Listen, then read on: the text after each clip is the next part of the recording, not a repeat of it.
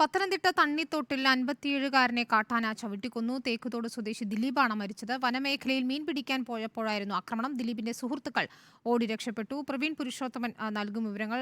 പ്രവീൺ, കാട്ടാന ആക്രമണത്തിൽ ഒരു ജീവൻ കൂടി പൊലിഞ്ഞിരിക്കുകയാണ്. അതും പത്തനംതിട്ടയിൽ തണ്ണിത്തോട്ടിലാണ് 57-കാരനെ കാട്ടാന ചവിട്ടിക്കൊന്നതെന്ന് മനസ്സിലാക്കാൻ കഴിയുന്നു. എന്താണ് വിവരങ്ങൾ?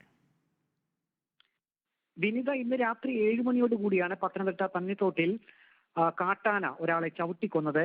3 പേർ അടങ്ങിയ സംഘം കാട്ടിൽ അരുവിയിൽ മീൻ പിടിക്കാൻ പോയതായിരുന്നു. ഈ സമയത്ത് കാട്ടാനയുടെ ആക്രമണം ഉണ്ടാവുകയായിരുന്നു. തേക്കതോട് സ്വദേശി ദിലീപാണ് മരിച്ചത്. ദിലീപിനോടൊപ്പം മറ്റ് 2 സുഹൃത്തുക്കൾ കൂടി ഉണ്ടായിരുന്നു. കാട്ടാനയുടെ ആക്രമണം കണ്ട് ദിലീപിന്റെ സുഹൃത്തുക്കൾ ഓടി രക്ഷപ്പെട്ടു.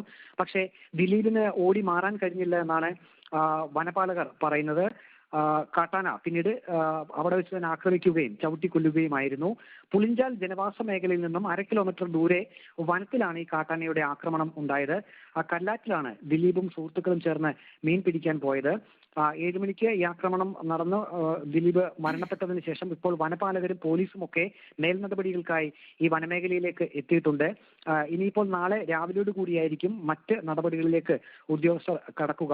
ഈ ജനവാസ മേഖലയിൽ അവിടെ കാട്ടാന ഇറങ്ങുന്നത് പതിവായിരുന്നു. പക്ഷേ ഇതിപ്പോൾ ഈ വനത്തിനുള്ളിലുള്ള കല്ലാറ്റിലാണ് ദിലീപും സുഹൃത്തുക്കളും മീൻ പിടിക്കാൻ പോയത് എന്നാണ് വനപാലകർ പറയുന്നത്. ആ സമയത്താണ് കാട്ടാനയുടെ ആക്രമണം ഉണ്ടായത്. ശരി, പ്രവീൺ പുരുഷോത്തമനാണ് വിവരങ്ങൾ നൽകിയത്.